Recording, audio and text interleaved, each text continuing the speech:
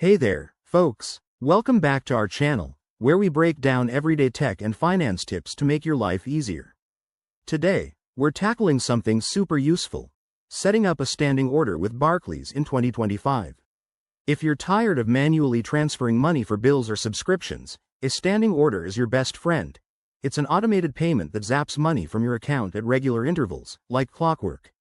Let's dive right in. First things first, make sure you have the Barclays app installed on your phone or access to their website.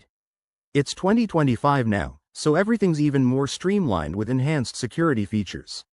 Start by logging into your Barclays account using your username, password, and probably a two-factor authentication code for extra safety.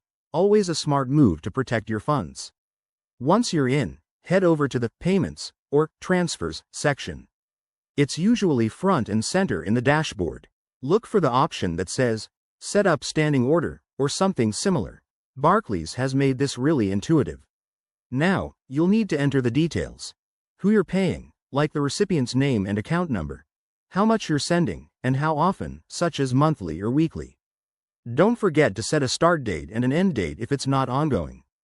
Double-check everything to avoid any mishaps. Barclays might prompt you to confirm with a secure code sent to your phone. Hit that confirm button and voila, you're all set. Your standing order will kick in on the scheduled date.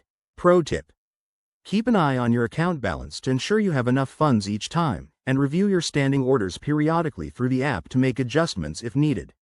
There you have it, friends. That's how you set up a standing order with Barclays in 2025. It's a game changer for managing your finances effortlessly. If you found this helpful, give it a thumbs up. Subscribe for more tips, and drop a comment below if you have questions. Stay savvy and see you next time.